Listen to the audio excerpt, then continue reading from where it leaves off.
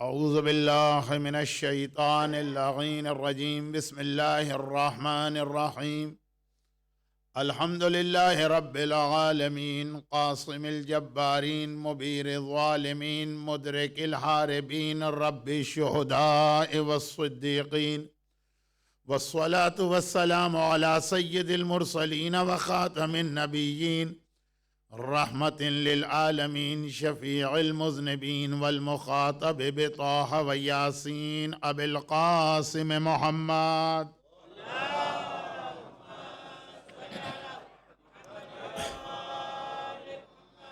وآلہ وعطرتہ واہل بیتہ الطیبین الطاہرین المعصومین المظلومین المکرمین المنتجبین سیما علی الامام المنتظر والحجة الثانی عشر اللہم عجل له الفرج ولعنت اللہ علی اعدائهم اجمعین اما بعد فقد قال اللہ الحکیم فی کتابہ الکریم بسم اللہ الرحمن الرحیم یا ایہا الذین آمنوا ان تنصروا اللہ ینصرکم ویثبت اقدامکم صلوات.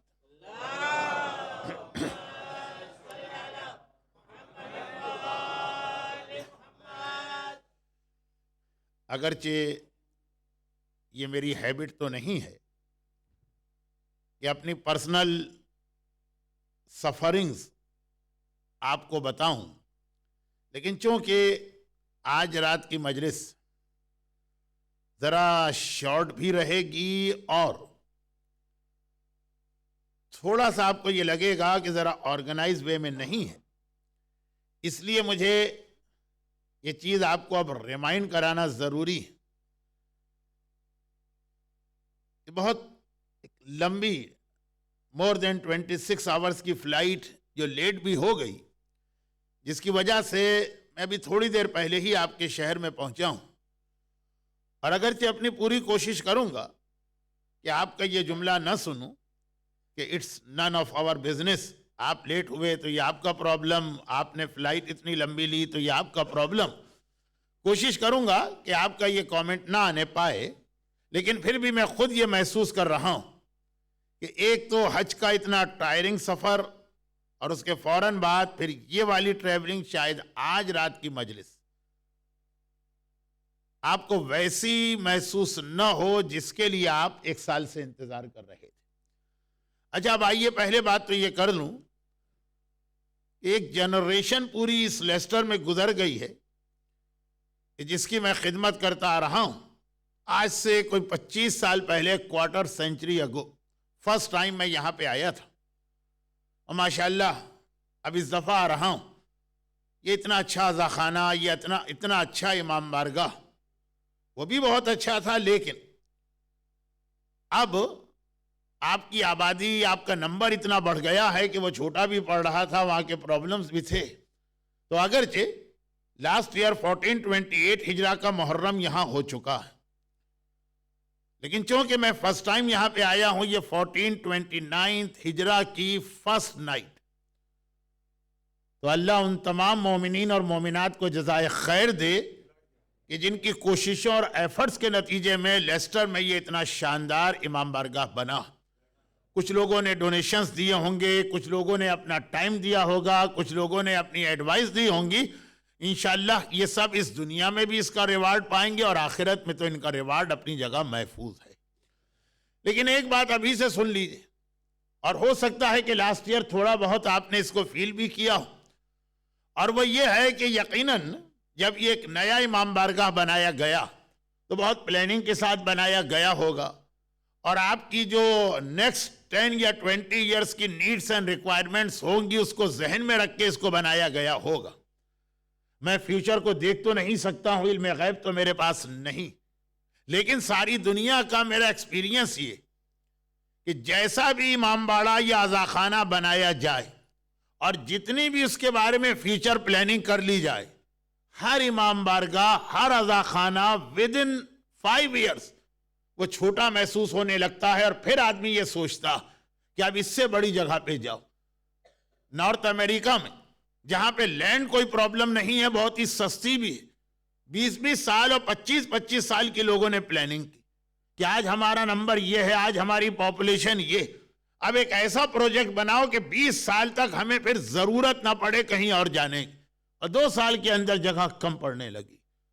اور ایسا ہوتا ہی رہے گا، اس لیے کہ ہمارے پاس حدیثوں میں بھی یہ موجود ہے کہ یقیناً یہ حسین کی دکھیاری ماں فاطمہ زہرا کی وہ دعا ہے کہ اللہ ان کے لال کا ماتم کرنے والی ایک قوم کو پیدا کرے گا اور ان کی تعداد ہمیشہ بڑھتی چلی جائے گی. آپ کتنا ہی ویل پلانڈ ہو کے کوئی پروجیکٹ کیوں نہ بنائیں، حسین کے عزاداروں کی تعداد بڑھتی جائے گی.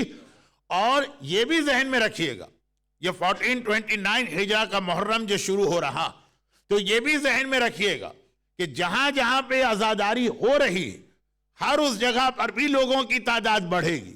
اور یہ بھی ذہن میں رکھیے گا کہ جہاں جہاں عزاداری ہو رہی وہ جو پلیسز ہیں، وہ جو جگہیں ہیں، ان کی تعداد بھی ڈبل اور پھر 10 ٹائمز اور پھر 20 ٹائمز ہوتی رہے گی. ایک وقت وہ آئے گا کہ ایسٹ سے لے کے ویسٹ تک، نارتھ سے لے کے ساؤتھ تک، ہر جگہ صرف حسین حسین اور حسین کا نام ہوگا. کتنی ہی ایسی جگہیں جو ہم نے اپنی اس شارٹ لائف میں دیکھ لی جہاں حسین کا نام لینا سب سے بڑا جرم تھا. اور آج یہ حالت یہ کہ شاید اس انداز سے ہمارے اور آپ کے یہاں عزاداری نہ ہوتی ہو جس انداز سے وہاں پہ ہوتی ہے. بہت ہی چھوٹی سی مثال، سعودی عرب. اور جس سال میں فرسٹ ٹائم لیسٹر میں آیا تھا، آج سے تقریباً 23 ایئرز بیک جائیے تو اسی سال حج میں ہم نے یہ بھی دیکھی تھی اہل بیت کی اینیمیٹی. آل محمد کا نام لینا تو منع تھا ہی. حالت یہ تھی کہ ابھی ہمارے محترم انگلش اسپیکر دعائے کمیل آپ کا ٹیسٹ لے رہے تھے اور دعائے کمیل کے سے ریلیٹڈ ایک سوال کیا تھا. یہ دعائے کمیل جو پوری دعائے کمیل میں شروع سے لے کے آخر تک کہیں بھی اہل بیت کا نہ ذکر ہے نہ فضائل، بالکل آخری لائن میں جا کر وہ آلہ کا ایک لفظ آ جاتا ہے، ورنہ شروع سے لے کے آخر تک اس دعائے کمیل میں آل محمد کا کوئی تذکرہ نہیں. یہاں تک کہ کچھ ایسے مومنین کرام بھی، آپ کے لیے بڑا سرپرائزنگ ہوگا، لیکن ہیں کچھ ایسے مومنین کرام جو اسی لیے دعائے کمیل نہیں پڑھتے کہ ان کو یہ فیل ہوتا ہے کہ دعائے کمیل کسی وہابی کی بنائی ہوئی دعا ہے، نعوذ باللہ اور استغفر اللہ، کہ اس کے اندر کہیں آل محمد کا تذکرہ ہی نہیں. لیکن میں نے اپنی آنکھوں سے یہ دیکھا کہ حج کرنے والے جب حج پہ جا رہے ہیں، اور اس زمانے آج سے 20 سال پہلے، آج سے 15 سال پہلے حاجیوں کا کسٹم کتنا سخت ہوتا تھا، کتنے اسٹرکٹ تھے. یہ کتنے ہی یہاں پہ لوگ مجھے اپنے رائٹ لیفٹ سامنے ہر طرف نظر آ رہے ہیں جنہوں نے 20 سال پہلے حج کیا اور اس سال کا بھی حج کیا. ان کو تو یقین نہیں آ رہا ہوگا کہ یہ وہی سعودی عرب اور یہ وہی ان کی اتھارٹیز جو آج اتنی لینینٹ ہے اور 20 سال پہلے اتنی اسٹرکٹ تھی. اب یہ سو کالڈ ہیومن رائٹس کے چیمپئنز جو ویسٹرن کنٹریز ہیں، یہاں پہ آدمی کو زیادہ پرابلم فیس کرنا ہوتے ہیں امیگریشن اور کسٹم میں، اور وہاں جا کے دیکھیے تو بالکل معاملہ الٹا ہو چکا. لیکن یہ ہمارا آج کا ٹاپک نہیں ہے. میں تو صرف یہ کہہ رہا ہوں کہ 20 سال پہلے، 25 سال پہلے حاجی کا کسٹم کس طرح ہوتا تھا. اس کا سامان ایک ایک کر کے نکالا جاتا تھا. ایک دعائے کمیل کسی مومن کے پاس نکل آئی. مفاتیح الجناں تو یقیناً ایک بڑی ڈینجرس اور خطرناک کتاب تھی سعودی عرب میں بھی اور صدام کے عراق میں بھی، لیکن دعائے کمیل. اور جیسے ہی وہ دعائے کمیل نکل آئی، چھوٹی سی دعائے کمیل پاکٹ سائز، میں نے اپنی آنکھوں سے دیکھا کہ کسٹم آفیسر نے اسے زمین پہ پھینکا تھا اور اس پر اپنا پیر رکھا، اپنے بوٹ رکھے، اور اس طریقے سے اپنے جوتے اس دعائے کمیل پہ چلا رہا کہ اس کے ورق تھے، جو اس کے پیپر تھے، وہ ٹکڑے ٹکڑے ہو گئے. اب تھوڑی بہت عربی تو مجھے آتی ہے، اس لیے میں نے ایک بار اس سے ہی دریافت کیا کہ آخر اس کے اندر کیا ایسی بات کہ دعائے کمیل جس میں صرف اللہ کا نام ہے، جس میں صرف توبہ ہے، جس میں صرف استغفار ہے، جس میں صرف اپنے گناہوں پہ آدمی رو رہا ہے اور قیامت کو یاد کر رہا. میرا ذہن بھی اس طرف نہیں تھا، لیکن دیکھیے ان کی دشمنی، ایک ایک چیز ان کو معلوم ہے. اس نے وہ پھٹی ہوئی دعائے کمیل اٹھائی اور اس کی صرف فرسٹ لائن مجھے دکھائی، جو یہی تو ہے کہ روا کمیل ابن زیاد عن علی ابن ابی طالب، کہ کمیل نے روایت کیا علی ابن ابی طالب سے کہ وہ یہ دعا بتا رہے ہیں. صرف ایک لفظ آیا علی ابن ابی طالب کا اور وہ کہتا ہے یہ لفظ، یہ دیکھ رہے ہو، یہ لفظ علی ابن ابی طالب سے اتنی نفرت اور دشمنی کہ اس کی خاطر وہ اس دعائے کمیل پر جو آغازی اللہم سے ہو رہا، اللہم انی اسألک برحمتک، اللہ کے نام کو بھی وہ مٹانے کو تیار ہے، یہ وہ سعودی عرب۔ اور آج سے 22 سال پہلے جب کہ میں بات کر رہا ہوں، میں دوسری ڈیٹیل میں تو جا ہی نہیں رہا ہوں، اگرچہ ایام ازا کی پہلی مجلس میں آج کل میری ایک ہیبٹ سی بن گئی کہ تھوڑا بہت سعودی عرب کا یہ حج کا تذکرہ اس لیے ہوتا کہ یہ جسٹ آفٹر حج ایام ازا کی پہلی مجلس ہوتی، تو ہو سکتا ہے کہ آج کی مجلس میں بھی آگے چل کے ایک دو باتیں ایسی آ جائیں، لیکن فی الحال میں اپنے ٹاپک پر ہوں۔ اور وہ اسی سال جس سال یہ واقعہ دعائے کمیل کا ہوا، اور جس سال میں فرسٹ ٹائم پھر لیسٹر آیا، اور اسی سال سعودی عرب کے ایسٹرن پروونس کے اندر جہاں آج بھی مومنین کرام کی میجورٹی، اور یہ آپ ایک ذہن میں رکھیے گا، ایک میپ اگر آپ رکھیں مڈل ایسٹ کا، تو اس میپ کو آپ دیکھیے گا کہ آئل صرف ان علاقوں میں ہے کہ جہاں پہ صاحبان ایمان کی اکثریت۔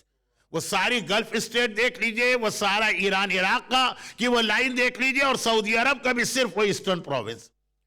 جو کچھ بھی اس وقت دنیا کے حالات، جو کرنٹ سچویشن آپ کے سامنے، جو نیو میپ مڈل ایسٹ کا آ رہا، اس کے پیچھے بہت بڑا حصہ اس آئل کا بھی، اگرچہ اس کے پیچھے ایک اور ریزن بھی ہے، دو مین ریزن۔ یہ یاد رکھیے گا کہ اس سال کے عشرے میں ہماری مجالس، ہماری ڈیوٹیز 21 سینچری میں، لیکن کربلا کی روشنی میں، کربلا یہ ہر مجلس کے بیک گراؤنڈ میں رہے گی، لیکن اس کربلا کو ذہن میں رکھ کے ہم کو یہ دیکھنا کہ اس 21 سینچریز میں ہماری ڈیوٹیز کیا ہیں، ہماری ریسپانسبلٹیز کیا ہیں، تو اس میں یہ زیادہ ڈیٹیل کے ساتھ بات آئے گی۔ تو ایسٹرن پروونس میجورٹی ہے صاحبان ایمان کی، میجورٹی ہے مومنین کرام کی، اور وہیں پہ یہ سارا آئل بھی سعودی عرب کا جو استعمال ہو رہا ہے اینٹی اہل بیت پروپیگنڈے کے لیے۔ پوری وہابیت صرف اور صرف اپنے پیسے کے ذریعے سے چل رہی ہے کہ جو ساری دنیا کے اندر ان کے اسلامک سینٹرز، لیکن ابھی تھوڑی دیر کے بعد میں یہاں پہ جا رہا ہوں، ابھی تو صرف اتنی سی بات کہ وہاں پہ ایرانی ریولوشن کے بعد ایک ماتمی جلوس سڑک پہ کچھ نوجوانوں نے نکالا، تو ہیلی کاپٹر سے فائرنگ کر کے اس پورے جلوس کو شہید کر دیا گیا، اور وداؤٹ اینی وارننگ۔ یہ 25 سال پہلے کی بات۔ اور آج اسی سعودی عرب میں جس انداز کی عزاداری ہوتی اور جس طرح سے مجلسیں ہوتی ہے، ایون وہی شہر جہاں پہ آج سے 22 سال پہلے ہیلی کاپٹر سے فائرنگ کر اس پورے جلوس کو اس لیے شہید کر دیا گیا کہ وہ حسین کا نام سڑکوں پہ لے رہے ہیں، آج وہاں پہ جلوس نکلتا ہے، اور باقاعدہ اس جلوس کو پروٹیکٹ کرنے کے لیے سعودی عرب کی ملٹری آتی ہے، اور وہ کہتی ہے کہ ہم آپ کو پروٹیکٹ کر رہے ہیں کہ کہیں ایسا نہ ہو کہ کوئی آپ پہ اٹیک کر دے، کوئی بوم ایکسپلوژن ہو جائے اور بدنامی ہماری ہو۔ مجھے اچھی طرح یاد ہے کہ 2 سال پہلے، بلکہ 3 سال پہلے، جب میں دارالسلام سے مجلسیں پڑھ کے جا رہا تھا اور دبئی ایئرپورٹ پہ ہمارا اسٹے ہوا تھا، تو وہاں نیوز پیپر کی ہیڈ لائنز تھیں کہ سعودی عرب کے اس شہر کے اندر اس سال عاشورے کے دن جلوس نکلا، اور جب پہلا جلوس نکلا تھا، جب وہ جلوس چل رہا تھا، تو چاروں طرف سے ملٹری نے آ کر اس کو کوارٹ کیا اور گھیرے میں لیا، اور وہ لوگ جو جلوس نکال رہے تھے وہ تو حسین کے نام پہ مرنے کو تیار تھے، لیکن جب انہوں نے دیکھا ملٹری آ رہی تو ایک بار وہ رکے کہ شاید ہم کو ان سے فائٹ کرنا پڑے، لیکن وہ ملٹری قریب نہیں آئی، ایک ڈسٹینس پہ آ کے روکی، اور اس کے بعد وہ جو میجر تھا اس بٹالین کا یا پلاٹون کا یا اس کمپنی کا، وہ آگے آتا، آگے پہلے تو علم کو سلوٹ کرتا، اور اس کے بعد کہتا ہے کہ ہم سے ڈرے نہیں، گھبرا نہیں، ڈونٹ بی افریڈ، ہم آپ کو پروٹیکشن دینے کے لیے آئے ہیں۔ اور اس سال سے لے کے آج تک اس سعودی عرب میں جہاں اہل بیت کے نام سے اتنی دشمنی ہے کہ میں نے تو خالی ایک سمپل ایگزامپل آپ کے سامنے کوٹ کی، کیونکہ میں ڈر رہا ہوں کہ اگر میں اس کی ڈیٹیل میں چلا گیا تو میرا آج کا ٹاپک ایک جگہ رہ جائے گا۔ یہ وہی سعودی عرب کہ جہاں ہر وہ جگہ جس سے اہل بیت کا تعلق، وہاں پہ وہ ٹوائلٹ بنانے کی کوشش کرتے ہیں، اور تو اور حضرت خدیجہ کا گھر جو اتنی اہم اسلام کے اعتبار سے اتنی اہم جگہ ہے عبادت کی، اور وہاں بھی ٹوائلٹ بنائے جا رہے تھے، وہ تو ایک انجینئرنگ فالٹ آ گیا جس کی وجہ سے 100 میٹر کا فرق رہ گیا۔ البتہ میں ایک اور کانٹیکس میں یہ بات آگے مجلس میں ریپیٹ کروں گا، مجھے فی الحال آج کی مجلس میں سعودی عرب کے حالات بیان کرنے سے کوئی انٹرسٹ نہیں. میں تو صرف یہ بتانا چاہ رہا کہ جہاں حسین کا نام لینا سب سے بڑا جرم تھا، وہاں بھی آج حسین حسین کی آواز بلند ہو رہی، وہاں آج بھی جلوس نکل رہے ہیں، وہاں آج بھی اسی طرح سے علم نکل رہے ہیں. جو لوگ یہ کہہ رہے تھے، جس طریقے سے رشیا میں ایک زمانے میں اسٹالن نے کہا تھا نا کہ پوری دنیا میں کہیں بھی اللہ ہوگا، رشیا وہ جگہ ہے جہاں سے ہم نے اللہ کو نکال باہر کیا ہے. آج ہم نے دیکھا کہ خود اسٹالن اور اس کا نظام وہاں سے نکل گیا.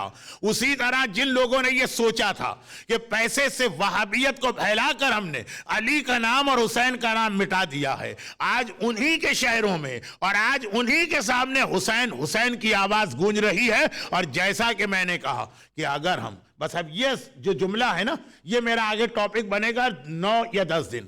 اگر ہم نے صحیح طریقے سے امام حسین کا انٹروڈکشن دنیا کے سامنے کرا دیا تو خالی سعودی عرب نہیں، ساری دنیا میں ہر جگہ حسین حسین کا نام ابھی آ جائے گا. ورنہ یہ تو یقین رکھیے کہ جب ہمارے زمانے کے امام ظاہر ہوں گے تو اس وقت تو ساری دنیا میں صرف حسین ہی کا نام چل رہا ہوگا. تو اس وقت عزاخانے چھوٹے پڑ رہے ہیں. 20 سال بعد کے جو ذہن میں پلان کر کے امام باڑے بنائے گئے ہیں وہ 2 سال کے اندر فل ہوئے جا رہے ہیں. جہاں کے بارے میں آدمی سوچ بھی نہیں سکتا تھا کہ وہاں بھی کبھی عزاداری پہنچ سکتی ہے، وہاں بھی آج ہر طرف حسین کا نام گونج رہا ہے، حسین کا نام چل رہا ہے. مگر ایک بات یہ یاد رکھیے کہ جب یہ حسین کا نام ہماری زبان پہ آئے، اور میں نے جو ابھی بات کہی وہ اس لیے کہی کہ ہم اور آپ اس 21 سینچری میں زندہ، ورنہ حسین کا نام تو اول دن سے اس دنیا میں لیا جا رہا. پہلی مجلس میں اکثر یہ روایتیں آپ نے سنی ہوں گی کہ جب آدم کو اس دنیا میں اتارا گیا اور جو لوگ حج کر کے آئیں وہ ابھی عرفات کے میدان میں اور صفا پہاڑی پہ یہ روایت سن کے آئے ہوں گے کہ آدم کو جب اس دنیا میں اتارا گیا تو آخر میں وہ ڈھونڈتے ڈھونڈتے مکے کی زمین پہ پہنچے. مگر جب وہ اس دنیا کے اندر جنت سے اس دنیا میں اتریں، کہاں اتریں؟ بعض علماء کہتے ہیں کہ سری لنکا میں، اور بعض کہتے ہیں کہ عرفات پہاڑی پر، اور بعض کہتے ہیں صفا پہاڑی پر. یہ ڈیٹیل چھوڑ دیجئے، نہ میرے پاس ٹائم ہے نہ اس کی آج ضرورت.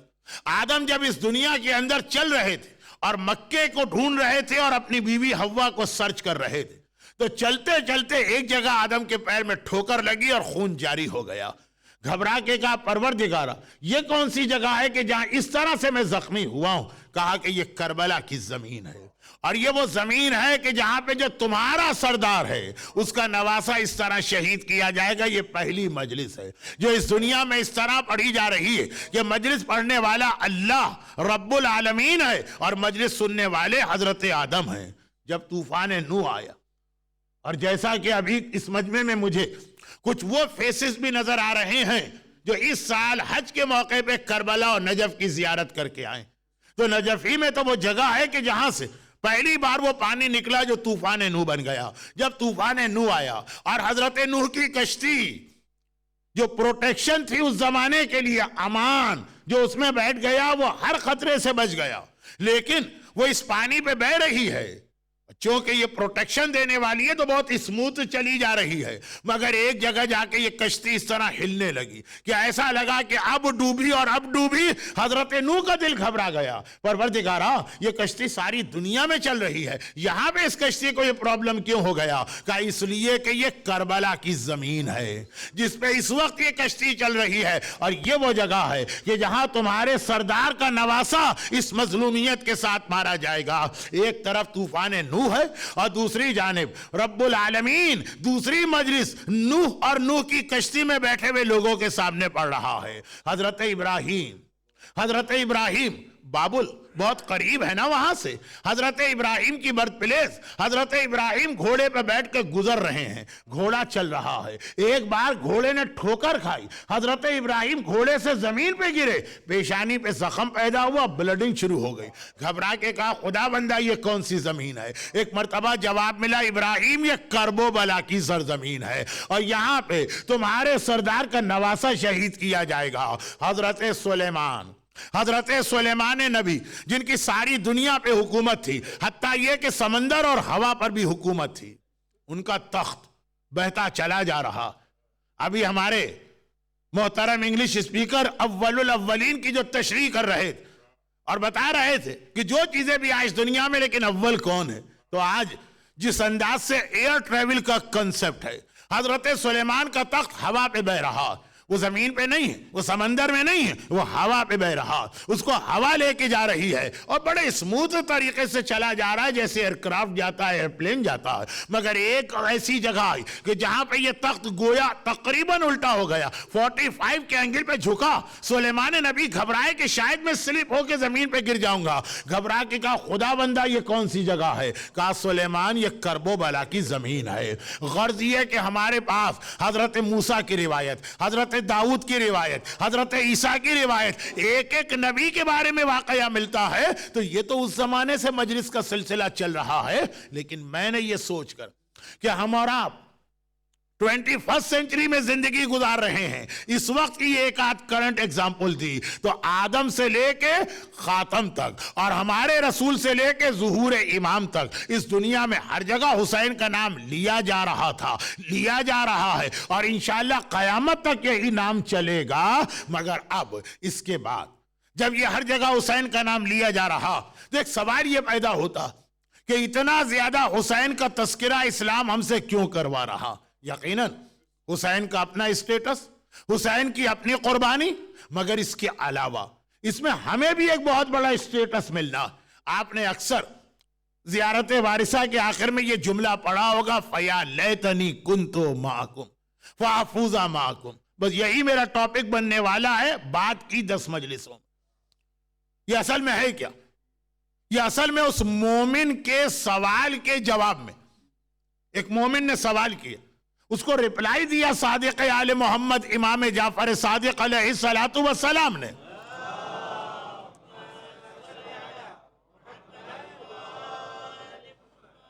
اور جس نے بھی کربلا کے واقعے پر روٹین اور ہیبٹ نہیں، دل کی گہرائی سے غور کیا اور غم منایا، تو یقیناً یہ سوال اس کے ذہن میں بھی آئے گا۔ یہ سب مومن سوال کرتا ہے کہ فرزند رسول، کتنا میرا دل چاہتا ہے کہ کاش عاشور کے دن 10 محرم 61 ہجرہ میں بھی کربلا کے میدان میں ہوتا اور اپنے آقا حسین کے سامنے اپنی جان دیتا۔ کسی آدمی کا جنم، کسی آدمی کی برتھ اس کے اپنے کنٹرول میں نہیں۔ اللہ نے آخر ہمیں کیوں اس وقت پیدا کیا؟ اس وقت ہمیں پیدا ہوتا اور اپنے آقا کے سامنے اپنی جان دیتا، اپنے آقا کے سامنے اپنے آپ کو قربان کر دیتا۔ امام نے فرمایا یہ واقعاً تمہارے دل میں خیال آتا؟ کہا کہ یہ فرزند رسول، کم از کم جب عاشور کا دن آتا ہے سارا دن میں یہ سوچتا رہتا ہوں کہ یہاں بیٹھ کے غم کر رہا ہوں، کاش 61 ہجرہ کے کربلا میں ہوتا۔ امام نے کہا جب کربلا والے تمہیں یاد آئے اور تمہارے دل میں یہ خیال پیدا ہو کہ کاش میں 61 ہجری میں کربلا میں ہوتا، تو بس اتنا کہہ دینا، فَيَا لَيْتَنِي كُنْتُ مَعَكُمْ، اے کربلا کے شہیدوں کاش میں تمہارے ساتھ ہوتا، وَأَفُوزَ مَعَكُمْ، تو تمہارے ساتھ میں بھی اتنے ہائی سٹیٹس کو پاتا۔ مومن نے کہا مولا یہ کہنے سے کیا ہوگا؟ کہا اگر زبان سے کہہ رہے اور دل میں بھی تمہارے یہ خیال ہے تو یاد رکھو کہ اللہ تمہیں کربلا والوں کا ساتھی بنائے گا۔ اور یہاں پر میں ڈیٹیل میں نہیں جانا چاہتا ہوں، لیکن کربلا والوں کا ساتھی اللہ بنائے گا کب؟ آخرت اور قیامت میں بھی، اور اسی دنیا میں بھی، جب آفٹر ظہور امام زمانہ کربلا کا لشکر دوبارہ آئے گا، جس کی ڈیٹیل روایتوں میں آئی ہے۔ اور اس میں ایک جملہ یہ بھی ہے کہ جس امام نے، میں ریفرنسز نہیں دے رہا ہوں اس لیے کہ آج نہ ٹائم ایسا ہے اور نہ ہی میں فزیکلی اتنی لمبی مجلس پڑھنے کے قابل ہوں، صرف ایک بات میں ریفرنس نہیں دے رہا ہوں، لیکن جن امام معصوم نے ہمیں ڈیٹیل بتائی کہ کربلا کا لشکر جب واپس اسی دنیا میں آئے گا، ناٹ ان آخرہ، آخرت تو ہے ہی، اسی دنیا میں آئے گا آفٹر ظہور، تو انہوں نے یہ بھی بتایا کہ یہ لشکر thousands and thousands and thousands of سپاہی اس کے اندر ہوں گے۔ سننے والے مومن نے فوراً سوال کیا تھا، مولا اس وقت تو کربلا میں تقریباً 100 آدمی تھے، 72 یا 100 یا 108، لیکن بہرحال اراؤنڈ 100 تھے، اور آپ کہہ رہے ہیں کہ جب واپس آئیں گے تو ہزاروں واپس آئیں گے، یہ مولا کیسے ہوگا؟ کربلا کی آرمی کا ریکروٹمنٹ کیا ابھی بھی جاری ہے؟ کربلا کی آرمی میں کیا ابھی بھی آدمی اپنے آپ کو ریکروٹ کر سکتا ہے اور جوائن ہو سکتا ہے؟ امام نے فرمایا ہاں، جس نے یہ جملہ کہا فیا لیتنی کنتو معکم، خالی زبان سے نہیں کہا بلکہ ڈیپتھ آف دا ہارٹ، دل کی گہرائی سے یہ کہا کربلا والوں کاش میں تمہارے ساتھ ہوتا۔ مگر ایک جملہ اور سنیے جو میرا ٹاپک ہے، اور اپنے زمانے میں کربلا کی ڈیوٹی کو پورا کیا۔ جب کبھی آقا حسین آئیں گے تو اکیلے صرف 61 ہجری کے 72 آدمیوں کو لے کے نہیں آئیں گے، 1429 ہجرہ یا 2008 کے زمانے میں بھی جو مومن کربلا کے حوالے سے اپنی ڈیوٹی پوری کر رہا، چاہے وہ لبنان کے حزب اللہ ہو، اور چاہے وہ عراق کے صاحبان ایمان ہو، اور چاہے وہ پاکستان اور افغانستان کے وہ مومنین کرام ہو، کہ جن کے حالات کی ڈیٹیل تو آپ کے سامنے آتی بھی نہیں ہے، یہ سب حسین کی فوج میں شامل ہوں گے۔ علامہ مجلسی اپنی ایک کتاب میں ایک واقعہ کوٹ کرتے ہیں، گرچہ یہ واقعہ ہے تو مولا کے ریفرنس سے، مگر کربلا پہ بھی یہی رول اپلائی ہو رہا۔ اور وہ واقعہ کیا؟ واقعہ یہ ہے کہ علامہ مجلسی ایک بہت بڑے عالم کا تذکرہ کر رہے ہیں کہ وہ اپنے بیٹے کے ساتھ مسجد کوفہ میں نماز پڑھنے گئے۔ اور مسجد کوفہ وہ مسجد ہے کہ جہاں پہ مکے اور مدینے کے بعد نماز کا ثواب بھی سب سے زیادہ، اور جو اکثر مراجع کہتے ہیں کہ اعتکاف تو ہو ہی سکتا ہے دنیا کی صرف 4 مسجدوں، اس میں مکے اور مدینے کے بعد تیسرے نمبر پہ مسجد کوفہ آتی۔ مسجد کوفہ کی اہمیت کا اندازہ اس سے کریں کہ ٹریولر یا مسافر سفر میں ہر جگہ 4 رکعت کی نماز 2 رکعت پڑھتا، لیکن 4 جگہ دنیا کی ایسی ہیں کہ جہاں پہ اسے پوری نماز پڑھنے کی پرمیشن ہے، ٹریولر مسافر کو بھی، جس میں مکہ اور مدینہ تو سمجھ میں آتا ہے، کربلا سمجھ میں آتا ہے، پھر مسجد کوفہ بھی ہے۔ پورے اس کے 1 گھنٹے کے فضائل ہو سکتے ہیں لیکن ضرورت نہیں، وہاں ساری رات لوگ عبادت کرتے ہیں۔ میں اپنے والد کے ساتھ، والد ایک بہت بڑے عالم دین، علامہ مجلسی اس واقعے کو لکھ رہے ہیں، بیٹا کہہ رہا میں اپنے والد کے ساتھ ساری رات عبادت کر رہا تھا، اور بھی کچھ لوگ عبادت کر رہے تھے۔ قریب میں ایک عرب بیٹھا تھا، ایک بار عبادت کرتے کرتے اس کو ذرا سی نیند آ گئی۔ ایک مسجد کے اندر پوری رات جاگ رہا ہے، 2 منٹ کے لیے نیند آ گئی۔ جو تمام مراجع کرام منا کے بدلے اگر آپ مکے میں عبادت کریں تو اس میں جو ایک آپشن دیتے ہیں کہ 2-4 منٹ آپ سو سکتے، تو جب اس کو نیند آ گئی تو ایک بار اس کے سر سے اس کا عمامہ گر گیا۔ یہ خالی علماء کے لباس کا حصہ نہیں تھا، پہلے عام عرب بھی پہنتے۔ جب عمامہ گرا تو ہم نے دیکھا کہ اس کے سر پہ ایک زخم ہے، اور بالکل تازہ زخم، ایسا لگتا ہے کہ یہ 2, 4, 5, 10 دن پہلے کی بات۔ اب یہ 4 سینچری پہلے medical science, surgery, operation, plastic surgery, cosmetic surgery, کسی چیز میں اتنی ڈیولپمنٹ اور ترقی نہیں تھی، تو زخم بالکل تازہ نظر آ رہا۔ میرے والد گھبرا گئے۔ یہ بھی ایک حق ہوتا ہے آپ کے برابر بیٹھنے والے کا۔ مولا کے حالات میں پڑھیے، یہودی کے ساتھ بھی سفر کرتے ہیں تھوڑا سا، اور جہاں سے راستے الگ ہوتے ہیں تو تھوڑی دیر اس کے ساتھ چل کے اس کو خدا حافظ کہتے ہیں، اور کہتے ہیں کہ راستے کے مسافر کا بھی ایک حق ہے، مسجد میں برابر میں بیٹھنے والے کا بھی ایک حق ہے۔ خیر، تو اب اس کے سر پہ زخم دیکھا، والد نے گھبرا کے پوچھا خیریت تو ہے؟ یہ زخم کیسے لگا؟ کہاں لگا؟ کیا تمہارے ساتھ ایسا انسیڈنٹ پیش آیا؟ کہا کہ یہ صفین کی لڑائی کا زخم۔ صفین کب؟ 14 سینچری پہلے مولا کے زمانے کی لڑائی۔ اور یہ واقعہ کب کا ہے؟ صفین کے 8 سینچری بعد کا ہے، 800 سال بعد کا۔ میرے بابا پوچھ رہے ہیں یہ زخم کیسے لگا؟ کہہ رہے یہ صفین کی لڑائی کا زخم ہے۔ صفین کی لڑائی اسلام میں بہت اہم ایک لڑائی۔ یاد رکھیے گا کہ میں ڈیو ٹو سم ریزن پیغمبر کے زمانے کی جو جنگیں، ان میں حنین کی جنگ کو بہت اہمیت دیتا ہوں، اور اس کو ذرا ڈیٹیل میں پڑھیے گا۔ ہمارے یہاں بدر، احد، خندق، خیبر تک ذکر ہوتا، حنین بہت امپورٹنٹ۔ بلکہ آج کل سارے وہابیوں نے جو یزید کے خاندان کے لیے ایک ایکسکیوز ڈھونڈا، اس کے لیے تو حنین کی لڑائی کو سمجھنا اور اہم ہے۔ آپ کے یہاں last year D M T V کے اوپر جو پرابلم ہوا تھا، اور اس سال مدینہ منورہ میں احد کے میدان میں تھرو آؤٹ دا ایئر حج کا آخری ویک چھوڑ کر پورے سال احد کے میدان میں جناب حمزہ کی قبر کے سامنے پرابلم رہا. اور وہ کیا پرابلم رہا؟ وہ یہ کہ جب جناب حمزہ کا ہم ذکر کرتے ہیں اور زیارت پڑھتے ہیں جو بک میں لکھی، تو اس میں یہ جملہ بھی ہے کہ اللہ کی لعنت ہو آپ کے قاتلوں پر اے شہدائے احد. اور یہ کون تھے؟ یہ یزید کا دادا تھا. یہ کون تھے؟ یہ یزید کی دادی کا حصہ تھا، رول تھا. کتنا امپورٹنٹ ہندا. پورا سال جنگ احد کا جو میدان مدینے میں وہاں بھی یہ انسیڈنٹ ہوا. اور لاسٹ ایئر تو آپ کے ڈی ایم چینل میں بھی یہ بحث آئی تھی ایک اور اینگل سے. وہ کیا؟ وہ آپ ایک دو آدمی نہیں کہہ رہے، نیئرلی ایوری گروپ کتاب چھینتے اور آنے کے بعد ایک آرگومنٹ کرتے. وہ کہتے ہم نے مانا کہ ابو سفیان نے بہت ظلم کیے اور ہم نے مانا کہ معاویہ نے بھی اسلام کے خلاف جنگوں میں حصہ لیا، لیکن جس دن مکہ فتح ہوا رسول اللہ نے سب کو معاف کر دی.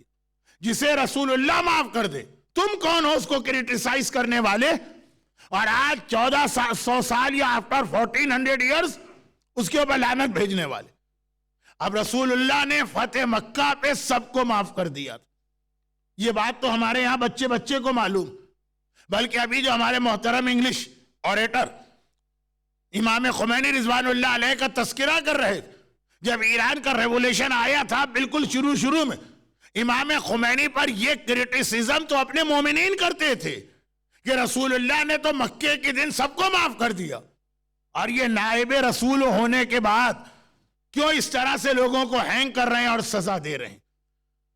اب میدان احد میں ہندا اور ابو سفیان ان کی جانب سے ایک آرگومنٹ لا رہا، اور غالباً لاسٹ ایئر بھی ڈی ایم چینل میں جب امام علی کی سیریل دکھائی جا رہی تھی تو یہی ایک اعتراض ہوا تھا کہ جسے رسول اللہ معاف کر دے فتح مکہ کو، تم کون، تمہاری کیا اسٹیٹس اور پوزیشن کہ اس پر کریٹیسائز کرو. اب یہ تو بہت ڈیٹیل ٹاپک ہے، لیکن ان شارٹ یہ کہ جنگ حنین میں ان لوگوں نے پھر وہی کیا تھا جو بدر و احد میں کیا، اور حنین کی جنگ فتح مکہ کے بعد ہوئی تھی. چنانچہ اگر فتح مکہ میں چیپٹر ہم کلوز بھی کر لیں تو اس کے بعد بھی اگر وہی گناہ کر رہے ہیں، اس کے بعد بھی اگر وہی غلطی کر رہے ہیں، یہ حنین کی لڑائی. اور دوسرا اسلام میں بہت امپورٹنٹ ہے صفین کی لڑائی، جب اسی معاویہ، اسی ابو سفیان اور ہندا کا بیٹا معاویہ امام علی کے اگینسٹ آ رہا، اور امام علی کو یہ جملہ کہنا پڑا کہ اللہ اللہ آج یہ دن بھی آ گیا کہ علی کا نام معاویہ کے ساتھ لیا جا رہا. ارے دو چیزوں کو کمپیئر کیا جائے ذرا سا تو میچ ہونا چاہیے. معاویہ جیسے آدمی کے ساتھ میرا نام، اور ابھی ہمارے محترم انگلش اسپیکر ہیومن رائٹس کی کچھ بات کر رہے تھے. صفین کی لڑائی میں ہمارے سامنے دنیا میں سب سے پہلے یہ چیز آئی کہ نہیں آئی کہ صفین کی جنگ جب ہو رہی معاویہ کی آرمی پہلے آ گئی، اور آتے ہی اس نے دریا کے پانی پہ قبضہ کر کے پانی پہ بین لگا دیا. کربلا تو بات کی چیز ہے، اس سے پہلے امام علی اور ان کی آرمی پہ پانی بند کیا گیا. امام علی کی آرمی نے امام علی کے آرڈر پر فائٹ بیک دریا کو ریکیپچر کر دیا، اور اس کے بعد کہا کہ مولا اب تو ہمارا رائٹ ہے نا، پہلے انہوں نے پانی بند کیا ہے، آج ہم نے دریا واپس لیا، اب ہم ان پہ پانی بند کریں گے. مولا نے کہا پھر تم میں اور ان میں فرق کیا رہے گا؟ اگر تم بھی وہی کر رہے جو وہ کر رہا ہے، دشمن بھی کیوں نہ ہو، پانی کسی پہ بند نہیں ہو سکتا. یہ جو بیسک نیسیسٹیز ہیں یہ ایسے دشمن معاویہ تک کو دی جائیں گی. بہت ڈیٹیل کا واقعہ ہے، لیکن یہ تو میری زبان پر صرف اس لیے آ گیا کہ صفین کی لڑائی بہت امپورٹنٹ ہے. الحمدللہ اب لوگ سیریا زیارت پہ تو ہمیشہ سے جا رہے تھے، لیکن سیریا جانے والے اب صفین کے میدان بھی جاتے ہیں، اور جب آپ وہاں جا کے زیارت کریں گے تو تھوڑی بہت ہسٹری آپ کو پتا چل ہی جائے گی. یہ صفین وہی جگہ ہے جہاں ہمارے یاسر شہید ہوئے. یہ آدمی مسجد کوفہ میں کہتا ہے یہ صفین کا زخم ہے.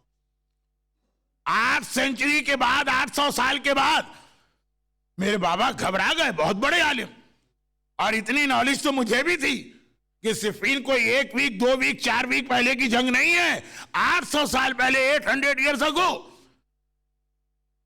پہلے تو آپ یہ سمجھے کہ شاید یہ آدمی مجھ سے مذاق کر رہا، لیکن دیکھا وہ بڑا سیریس ہے. کہا کہ اس صفین کی جنگ میں تم کہاں تھے؟ تمہاری تو ایج ہی 40 سال ہے. اس نے کہا صفین کی جنگ کی بات نہیں کر رہا ہوں، ہوا یہ کہ ایک ویک پہلے اپنے شہر میں، اپنے گاؤں میں، اپنے ٹاؤن میں میرا جھگڑا ہو گیا ایک ایسے آدمی سے جو معاویہ کو امام مانتا تھا، اور وہ معاویہ کو پریس کر رہا ہے، امام علی کو برا کہہ رہا۔ معاویہ وہ آدمی ہے جس نے ممبروں سے امام علی پہ لعنت اور کنڈیم کرنے کا سلسلہ جاری کیا، اور وہ معاویہ کی تعریف کر رہا۔ آج آپ کو انڈیا میں، پاکستان میں، سعودی عرب میں، وہابیت میں ایسے بہت لوگ ملیں گے۔ میں اپنے مولا کی تعریف کر رہا ہوں۔ ایک بار جب ہمارا اس کا زبانی آرگومنٹ بہت بڑا تو مجھے غصہ آ گیا۔ میں نے کہا اگرچہ آج امام علی بھی نہیں اور آج معاویہ بھی نہیں، لیکن میں علی والا ہوں، تم معاویہ والے ہو، آؤ ہم اور تم تلوار نکال کے فیصلہ کر لیں۔ اور یہ کہہ کہ ہم نے تلوار چلانا شروع کی۔ وہ آدمی معاویہ والا طاقت میں مجھ سے زیادہ تھا، جوان بھی تھا اور تلوار چلانے کا ایکسپرٹ بھی تھا۔ میں نے تو مولا کی محبت میں جوش میں آ کے کہا کہ تلوار چلاؤ۔ اس کی تلوار میرے سر پہ لگی، ایک زخم پیدا ہو گیا۔ لیکن اس سے پہلے کہ دوسری تلوار میری گردن پر پڑتی، میں نے دیکھا کہ گھوڑے سوار تیزی سے قریب آیا اور اپنی تلوار سے اس دشمن امام کی گردن کاٹ کے جانے لگا۔ میں نے گھبرا کے آواز دی کہ اے شخص رک جا، اپنا انٹروڈکشن تو کرا، تو ہے کون جس نے میری مدد کی اور میری جان بچائی؟ کہا میں اسی علی کا بیٹا اور تمہارے زمانے کا امام ہوں، تمہاری مدد کے لیے آیا ہوں کیونکہ تم میرے دادا کی حمایت اور سپورٹ میں تلوار چلا رہے تھے۔ اور یاد رکھو کہ اگر کوئی تم سے پوچھے کہ یہ زخم کب کیسے لگا تو کہہ دینا یہ صفین کی لڑائی کا زخم ہے، کیونکہ صفین کی لڑائی چاہے 800 سال پہلے ہوئی، لیکن جو صفین کی لڑائی کا پرپس تھا، اسی مقصد کے لیے آج تم نے تلوار چلائی۔ تو یہ واقعہ جو ڈیٹیل کے ساتھ علامہ مجلسی نے لکھا، میں نے بہت شارٹ کر دیا، اگر میں پورا واقعہ پڑھتا تو آپ کو اور مزہ آتا، لیکن ٹائم نہیں ہے۔ تو خلاصہ یہ ہے کہ اب یہ جو اصول زمانے کے امام نے بتایا، ایک فارمولہ دے دیا کہ اگر صفین کی لڑائی 41 ہجرہ میں ہوئی ہو یا 38 ہجرہ میں ہوئی ہو اور کوئی آدمی 850 ہجرہ میں صفین کے نام پر تلوار چلائے اور صفین کے مقصد کو آگے بڑھائے، تو وہ یہ کلیم کر سکتا ہے کہ میں مولا علی کے ساتھ صفین کے میدان میں تھا اور میں نے زخم کھایا ہے۔ آج 10th of محرم 61 ہجری کربلا کے میدان میں آقا حسین اور آقا عباس، آقا اکبر اور آقا قاسم نے اسلام کے جس مقصد کے لیے اپنی جان دی ہے، اگر آج آپ 10th of جنوری 2008 کو لیسٹر میں بیٹھ کر بھی حسین کے اسی مشن کو پورا کر رہے ہو، حسین کے اسی مشن پہ عمل کر رہے ہو، تو آپ کو یہ حق ہے، یہ آپ کا رائٹ ہے کہ آپ کہہ دیجئے کہ میں کربلا میں تھا، میں عباس کے ساتھ تھا، میں علی اکبر کے ساتھ تھا۔ اور جب آپ یہ کہیں گے تو یقیناً اللہ ایک دن ان کے ساتھ کرے گا۔ تو وہی اصول جو فیا لیتنی کنتو میں چھٹے امام نے بتایا، صفین کی لڑائی میں زمانے کے امام نے بتایا، یہ والا اصول، یہ والا فارمولہ ہم سے اپیل کرتا ہے کہ آج کے لیسٹر میں بیٹھ کے یہ دیکھو کہ کربلا کے حوالے سے تمہاری ڈیوٹیز کیا ہیں۔ اور میں سب سے پہلی بات بہت شارٹ میں آج بتا رہا ہوں، باقی چیزیں بعد میں، اور وہ یہ کہ پہلی ڈیوٹی جو ہے، ڈونٹ فارگیٹ کربلا۔ اس لیے کہ ادھر محرم کا چاند آیا، عزا خانے سج گئے، سارے مجمع نے کالے کپڑے پہن لیے، دنیا میں ہر جگہ اس وقت مجلسیں ہو رہی ہیں، مگر جتنا آپ اس وقت حسین کا غم منانے کے لیے جمع ہوئے، اور انشاءاللہ کل اس سے زیادہ ہوں گے، اور 7th of محرم کو تو امام بڑا بھر چکا ہوگا، مگر یاد رکھیے کہ جتنا آپ تیار ہوئے ہیں اتنا ہی دشمنان اہل بیت تیار ہوئے اینٹی کربلا پروپیگنڈا کرنے کے لیے۔ پہلی چیز، ڈونٹ فارگیٹ کربلا سے میری مراد یہ ہے کہ ڈونٹ فارگیٹ عزاداری۔ اس وقت کربلا کے لیے ہم اپنی ڈیوٹیز تو بعد میں کریں گے، پہلے کربلا ہم کو یاد تو رہے، ہماری میموری میں فریش تو رہے۔ یقیناً کوئی آپ کو کربلا سے دور نہیں کر سکتا، ڈر اور خطرہ آپ کے یوتھ کا۔ شیطان بہت کیلکولیٹڈ وے میں کام کرتا، شیطان کو کوئی جلدی نہیں ہے، وہ آرام آرام سے کام کرتا۔ جو فرسٹ جنریشن نارتھ امریکہ میں گئی، شیطان نے ان کو پہلے دن شراب نہیں پلائی ہے, بہت آرام سے آہستہ آہستہ کر کے شراب کی جانب لے کے گیا. وہ بہت ڈیٹیل ہے لیکن 2 سال پہلے میں بتا چکا ہوں. لیسٹر میں نے 2 جملے 2 سال پہلے کہے تھے. ایک میں ذرا سی آپ کی توہین تھی کہ میں نے ایک ایگزامپل دی تھی M1 اور M40 کی, اور میں آپ سے اس کی معافی مانگوں, اس کو ریپیٹ نہیں کرتا ہوں کیونکہ آپ کو یاد ہوگی. اور دوسری بات میں نے یہ کہی تھی کہ شراب سے زیادہ اورنج جوس خطرناک ہوتا. اب لوگوں نے مجلس تو سنی نہیں تھی, یہ جملہ کوٹ ہوتا رہا. مولانا نے کہا کہ اورنج جوس حرام, مولانا نے کہا کہ شراب پیو کوئی باندھا نہیں, اورنج جوس نہ پینا. نہیں, جو بات میں نے کہی تھی وہ اپنا پریکٹیکل ایکسپیرینس آپ کو بتایا تھا کہ کراچی میں ارلی 70s میں میرے وہ اسٹوڈنٹ, میرے درس میں ریگولر آنے والے یوتھ جو نماز شب کے پابند تھے, جبکہ اس زمانے میں نماز شب ایٹ لیسٹ کراچی میں بہت کم پڑھی جاتی تھی. اور جب میں پہلی دفعہ نارتھ امریکہ گیا لیٹ 80s میں ایک جملہ کہہ رہا ہوں, ممبر پہ بیٹھ کے کہہ رہا ہوں, یہ سچا جملہ, اس کو جوک نہ سمجھیے گا, یہ بھی نہ سمجھیے گا کہ مولانا نے ذرا کچھ زیادہ ایگزیکریٹ کر دیا بات کو. نہیں, باقاعدہ جو 70s ارلی 70s میں نماز شب تک کا پابند ہے, وہ لیٹ 80s میں کہہ رہا ہے کہ مولانا ایک مسئلہ تو بتائیے, میں واجب نماز بھی نہیں پڑھ سکتا جب تک کہ کچھ ڈرنک نہ کروں, جب تک کہ میں الکوہل استعمال نہ کروں, جب تک کہ وسکی کی 2-4 چسکیاں نہ لوں, مجھ سے نماز نہیں پڑھی جاتی. نماز شب کا پابند ایسا شرابی کیسے بنا؟ اب اس کو جو اس نے ڈیٹیل بتائی اس کا شارٹ یہ تھا کہ مولانا اگر کوئی شراب کا نام میرے سامنے لیتا میں اس کو قتل کر دیتا. میں شراب کے نام سے شراب کے دسترخوان پہ نہیں آیا, مجھے تو اورنج جوس نے مار دیا. کہ جب میں یہاں پہ اسٹوڈنٹ بن کے یونیورسٹی میں آیا اور میں نے کہا میں مسلم ہوں, بیفور ایرانی اسلامک ریولیوشن آف ایران کتنے لوگ اپنے آپ کو اس انداز سے مسلم کہتے تھے کہ آئی میں پریکٹسنگ مسلم, میں شراب نہیں پیوں گا. لیکن میں نے کہا اور میرے دوستوں نے کہا وی ریسپیکٹ یو. چنانچہ جب ان کی کوئی پارٹی ہوتی تھی سب کے لیے الکوہل لایا جاتا تھا, میرے لیے اورنج جوس. کیا وجہ ہے کہ شریعت کا مسئلہ ایسی ٹیبل پر بیٹھنا بھی حرام ہے جہاں پہ الکوہل سرو ہو, چاہے آپ الکوہل پیے چاہے آپ الکوہل نہ پیے, چاہے وہ کرسمس پارٹی ہو, چاہے وہ بزنس لنچ ہو, چاہے کچھ بھی ہو. ایک دسترخوان پر بیٹھنا, چاہے آپ میں اور الکوہل میں 50 چیئرز کا فاصلہ ہے, لیکن اگر ٹیبل سیم ہے تو یہ بیٹھنا ہی حرام ہے.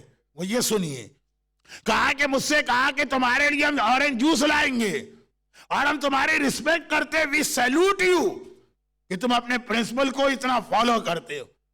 لیکن اورنج جوس پلایا شرابیوں کے بیچ میں بٹھا کر, ادھر اس کے ہاتھ میں شراب ہے, ادھر اس کے ہاتھ میں شراب ہے, درمیان میں اورنج جوس پی رہا ہوں.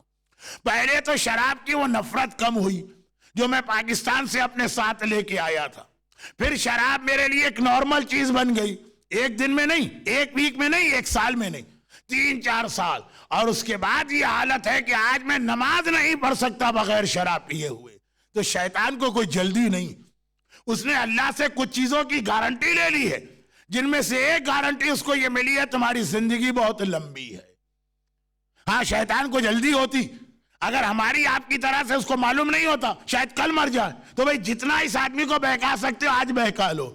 لیکن پتا ہے کہ ابھی بہت ٹائم باقی, وہ آہستہ آہستہ بہکاتا ہے. آپ عزاداری میں 100% سالڈ ہیں, آپ کے بعد کی جنریشن. اس لیے کہ آج کا زمانہ جتنا انفارمیشن کا زمانہ, اس سے زیادہ ڈس انفارمیشن کا زمانہ. ابھی یہ محرم کا چاند نمودار ہوا, عزادار تو اپنی عزاداری میں لگے, اینٹی عزاداری ایلیمنٹ جو ہمارے اور آپ کے درمیان بھی پلانٹ کر دیے گئے, اور ان کی وجہ سے بیچارے بہت سے یوتھ لیک آف نالج کی وجہ سے ان کی بات مانتے چلے جا رہے ہیں.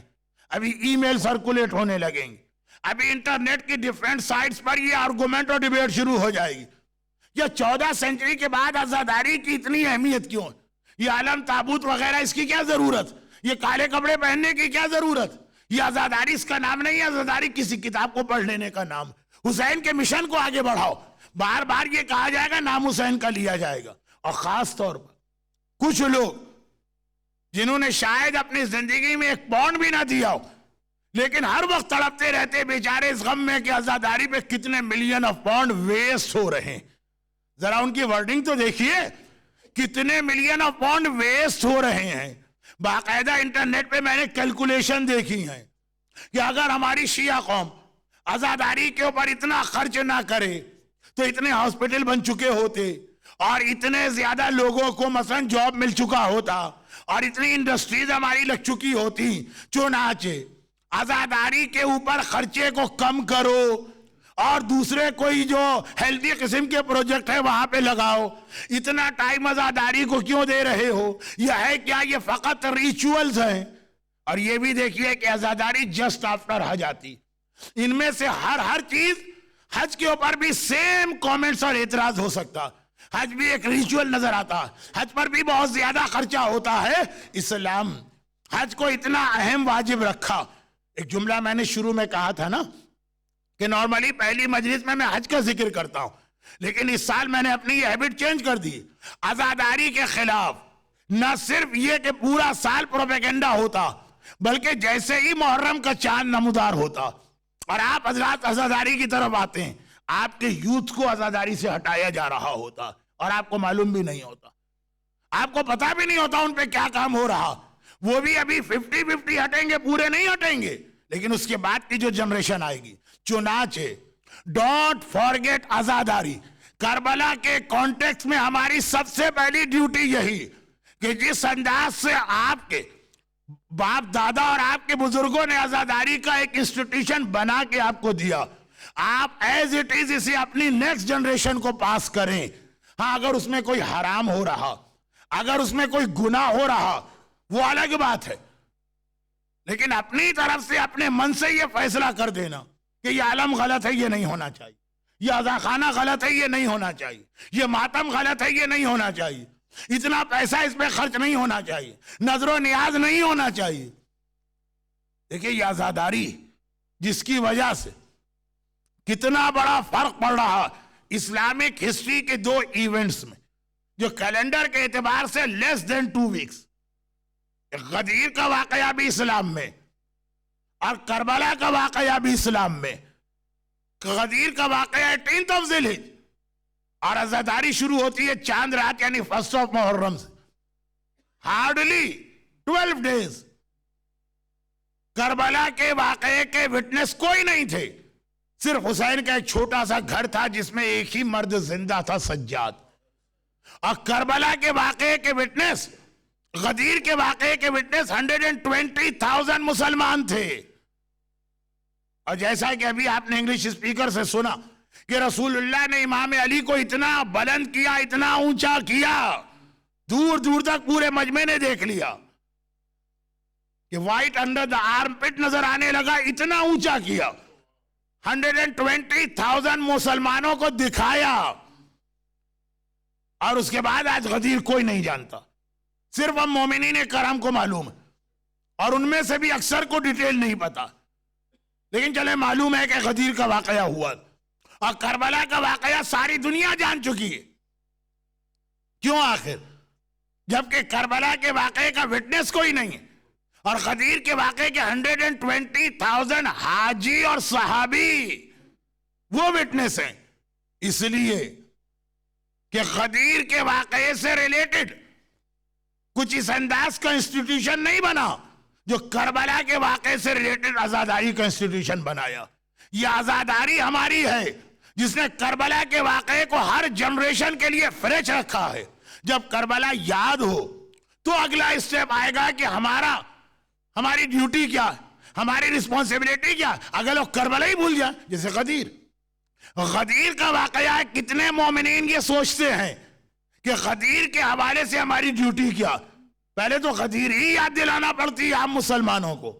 تو کربلا کے اندر یاد رکھیے گا کہ عزاداری بہت امپورٹنٹ رول پلے کرے گی آپ کی ساری ڈیوٹیز کے لیے. اس کو نہ ختم ہونے دیجئے, نہ ویک ہونے دیجئے, نہ چینج ہونے دیجئے. جو فعل حرام ہے اسے نکالنا ہے. مثلا اگر کہیں عزاداری میں بے حجاب عورت جاتی ہے تو اس کو حجاب کروانا, عزاداری نہیں بند کرنا ہے. کچھ لوگ غلطی کو اس طرح ریکٹیفائی کرتے ہیں کہ جی وہ بے حجاب عورت تو آ رہی ہے عزاداری میں, تو بند کر دو جلوس، تاکہ جلوس نہ ہو تو یہ عورت بھی باہر نہ نکلے. یہ شیطانی طریقہ ہے کسی غلطی کو ریکٹیفائی کرنے کا. ہمارے یہاں انڈیا اور پاکستان میں ایک جوک بہت مشہور کہ کسی عورت نے پاسپورٹ بنوایا. ہمارے یہاں چونکہ ہسبینڈ کا نام بہت اہم سمجھا جاتا، چنانچہ اس نے پاسپورٹ بنوایا مسز فلاں فلاں وائف آف مسٹر فلاں فلاں. پاسپورٹ آفیسر نے غلطی سے وائف کے بدلے اس کو ویڈو کر دیا. فلاں مسز فلاں ویڈو آف مسٹر فلاں. وہ گھبرا گئی، اپنے شوہر کو لے کے 6 فٹ کا شوہر اس کو لے کے پاسپورٹ آفیسر کے سامنے گئی. کہا کہ آپ نے غلط لکھ دیا، مجھے لکھ دیا میں بیوہ ہوں. بیوہ کہا میرا شوہر تو زندہ ہے. آفیسر نے کہا کوئی بات نہیں ہے، مسٹیک ہو جاتی ہے، وی آر ہیومن، میں ابھی اس کو ریکٹیفائی کر کے صحیح کرتا ہوں. اور یہ کہے کہ اس نے پسٹل نکالا، 3 گولیاں اس کے شوہر کے سینے میں اتار دی، وہ مر گئے. کہ اب تو تم بیوہ ہو گئی نا، دیکھو غلطی ٹھیک ہو گئی، میں نے لکھا تھا بیوہ یعنی ویڈو، اب تو تم ویڈو ہو گئی ہو نا. کیا یہ طریقہ ہوتا ہے کامن سینس میں غلطی ٹھیک کرنے کا؟ جی وہ فلاں جگہ جلوس کے اندر عورتیں بے پردہ آتی ہیں، تو اس بے پردہ عورت کو باپردہ بناؤ، کربلا کے حوالے سے اس کو حجاب یاد دلاؤ. یہ صحیح طریقہ ہے کربلا کا. یہ نہیں ہے کہ آپ نے کہا جلوس بند. اگر کربلا کے حوالے سے اس کا حجاب تم نے کروا دیا تو آج جلوس میں بھی حجاب کے ساتھ ہے، کل سپر مارکیٹ میں بھی حجاب کے ساتھ ہوگی، پرسوں برتھ ڈے پارٹی میں بھی حجاب کے ساتھ ہوگی.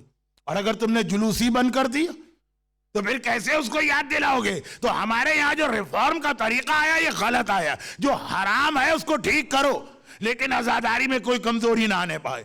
ایک بات اور آج کل اب آپ دیکھ لیجئے 10 دن جو آپ کے یوز کو لٹریچر ملے گا، جو آپ کے یوز کو انفارمیشن ملے گی انٹرنیٹ سے، جو آپ کے یوز کے نام ای میلز آئیں گے مختلف فورم سے، سب کا آخری لائن یا پنچ لائن یہ ہوگی کہ جیسی عزاداری ہمارے والدین کرتے تھے وہ ویسٹیج آف ٹائم ہے، ویسٹیج آف منی ہے، کوئی پرپس سالو نہیں ہو رہا، اس عزاداری کو ختم کرو.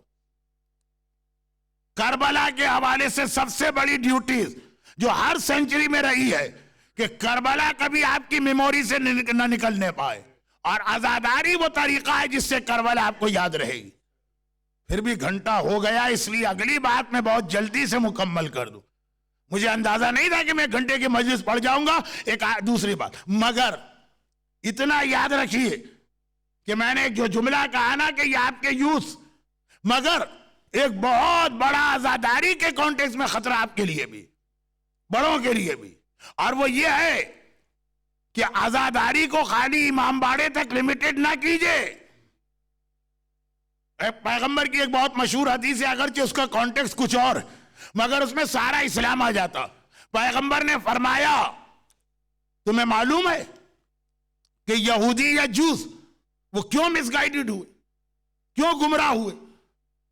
یہودی ایسے گمراہ ہوئے کہ آپ دن میں 5 مرتبہ نہیں 5 نمازوں میں 10 ٹائمز کہتے صراط الذین انعمت علیہم غیر المغضوب علیہم. خدا بندہ ہمیں ان کے راستے پہ نہ چلا جن پہ تیرا غضب آیا ہے. یہ کون ہے؟ یہ یہودی. ایسے گمراہ ہوئے کہ اللہ کا غضب آیا. لیکن بیسک فالٹ کہاں تھا، مسٹیک کہاں تھی؟ وہ سچے نبی کو ماننے والے تھے. موسیٰ سے لے کے داؤد، داؤد سے لے کے سلیمان، تمام انبیاء کو مانتے تھے. غلطی کہاں پہ ہوئی؟ پیغمبر بتا رہے ہیں کہ دیکھو مسٹیک شروع میں بہت چھوٹی ہوتی ہے، بعد میں اس کے نقصانات یا کانسیکوینسز. ختم میری بات. پیغمبر نے کہا غلطی ان سے یہ ہوئی کہ انہوں نے اپنے ریلیجن کو اپنے سینیگوا یا اپنے پلیس آف ورشپ تک لمیٹڈ کر دیا. اپنے سینیگوا سے باہر ریلیجن لے کے نہیں آئے، خاص طور پہ ان کا گھر. پیغمبر کا جملہ ہے، یہ پیغمبر کی ورڈنگ ہے، انہوں نے اپنے گھروں کو قبر بنا دیا. اصحاب رسول نے گھبرا کے پوچھا یا رسول اللہ کیا مطلب قبر کا؟ پیغمبر نے کہا قبر کسے کہتے ہیں؟ قبر اسے کہتے ہیں جہاں سے نیکی کا کوئی کام آسمان نہیں جاتا. مرنے والا تو بار بار فرشتوں سے کہتا ہے، خدا سے کہتا ہے خدا بندہ اب اجازت دے دے، اب نمازیں پڑھ لوں گا، اب روزے رکھ لوں گا. لیکن قبر میں جانے کے بعد نیکی کا کوئی کام کرو بیکار ہے، وہ وہاں سے نکلے گا ہی نہیں. یہودیوں نے اپنے گھروں کو قبر بنا دیا. ساری عبادت مسجد میں ہوتی، ساری نیکیاں مسجد میں ہوتی ہیں، سارا دین مسجد میں ہوتا, ساری تبلیغ مسجد میں ہوتی, گھر میں آئے بالکل چینج, کوئی نیکی ہو ہی نہیں رہی ہے. اب اس کی بہت ساری ایگزامپل اسلام کے اندر بھی, کہ کیوں اسلام نے کہا واجب نماز مسجد میں پڑھو تو سنت نماز گھر میں پڑھو, کیوں اسلام نے کہا کہ عورت کے لیے گھر میں عبادت کرنا بہتر ہے. چھوٹے چھوٹے گود کے بچے وہ تو گھر کے اندر ہی رہیں گے نا, وہ دیکھیں گے اپنے ماں کو تو ان کے کان میں اللہ رسول کا نام پیدا ہوتے ہی پڑھنے لگے گا. یہ پورا ایک ٹاپک آگے آئے گا, مگر خاص آج کا جو ٹاپک بن گیا اس کے حوالے سے بات کرو کہ ایسا نہ ہو کہ عزاداری فقط امام باڑے تک ہے. آپ کا اگر بچہ امام باڑے میں آئے تو اس کو لگے کہ حسین آ گئے, اور گھر میں جائے تو کچھ لگے ہی نہیں. جیسے سارا سال ویسے 10 دن بھی, ٹی وی ویسے ہی چل رہا, اچھے اچھے کھانے ویسے ہی پکائے جا رہے ہیں, نئے نئے کپڑے ویسے ہی پہنے جا رہے ہیں. دیکھیے آج کی دنیا یقیناً بہت آگے چلی گئی, اور آپ حرام و حلال مجتہد اور مرجع فتویٰ اور توضیح المسائل کی بات بھی کریں گے, لیکن اگر پہلے ہم لوگ 68 ڈیز ان چیزوں کا خیال کرتے تھے, ایٹ لیسٹ 11-12 محرم تک تو آپ کے بچے کو پتا چلے کہ واقعاً غم ہے تو دل سے ہم غم منا رہے ہیں. یہ نہ ہو کہ گاڑی میں بیٹھ کے آپ نکلے, یہاں گیٹ سے باہر ہوئے اور باتوں کا انداز, لباس کا انداز, کھانے کا انداز زندگی کے نارمل ہے. آج بھی دنیا میں کتنی جگہ مومنین پہلے 12 دن نئے کپڑے نہیں پہنتے, پہلے 12 دن بہت اچھے کھانے نہیں کھاتے, کسی قسم کا ٹریٹ بچوں کو نہیں دیا جاتا. چلے پہلے تو ہم 68 ڈیز کرتے تھے, بہت زیادہ, لیکن ایٹ لیسٹ بچے کو گھر میں بھی پتا چلے کہ عاشورہ آ گیا ہے, عزاداری کا وقت آ گیا ہے. فاطمہ زہرا نے بال کھول کے ماتم کرنا شروع کر دیے ہیں. اسے یہ نہ لگے کہ عزاداری خالی سینٹر تک ہے, اسے لگے عزاداری ہر جگہ ہے. جب یہ لگے گا تو عراق کے مومنین کی طرح, لبنان کے مومنین کی طرح, پاکستان اور افغانستان کے مومنین کی طرح سے وہ کربلا والوں کے راستے پر بھی چلے گا. لیکن اگر وہ یہ سمجھے کہ عزاداری یا کربلا خالی سینٹر کی دیواروں کے اندر ہے, اس کے باہر نہ کربلا ہے نہ عزاداری ہے, تو وہ کہاں سے اپنی ڈیوٹیز انجام دے گا؟ تو دو چیزیں, ایک عزاداری کے پورے انسٹیٹیوشن پہ اٹیک, وہ آپ کے یوز کو ٹارگٹ بنا کے ہو رہا, اور ایک عزاداری کو لمیٹڈ سے لمیٹڈ کر کے خالی امام باڑے تک رکھو. یقیناً ایسا ماحول گھر کا نہیں بن سکتا, لیکن تھوڑا سا کچھ بچے کو یہ لگے کہ یہ 10 دن باقی سال سے ذرا ڈیفرنٹ ڈیز ہیں. یہ 10 دن میں لیسٹر کے مومنین سے کہہ رہا ہوں, ورنہ ہمارے یہاں انڈیا پاکستان میں اب تک ایٹ لیسٹ 40 ورنہ 68 ڈیز تک فل فلیج عزاداری نہ صحیح, تب بھی بچے کو گھر کے اندر اشارے ملتے رہتے ہیں. اور یاد رکھیے بھئی, یہ جملہ ایک مجلس بنے گا تربیت اولاد, یاد رکھیے بچہ مسجد, مدرسے اور امام باڑے میں بعد میں سیکھتا ہے, پہلے وہ گھر میں سیکھتا ہے, پہلے وہ ماں کی گود میں سیکھتا ہے, پہلے وہ نانا کے پاس جا کے سیکھتا. پہلا بچے کا مدرسہ اس کا گھر ہے, بعد میں یہ مدرسے آتے ہیں. اور یہی حسین کا وہ جملہ تھا جو ہمارے محترم انگلش اوریٹر نے بھی اپنی انگلش اسپیچ کے آخر میں بیان کیا تھا کہ نانا سے حسین کا جو وعدہ تھا, وہ رات آ گئی کہ ہمارے اور آپ کے لیے بھی ذرا سی یہ ڈیفرنٹ رات تو ہے, تبھی اتنی بڑی تعداد میں ورکنگ ڈے میں لوگ آ گئے, لیکن واقعاً یہ رات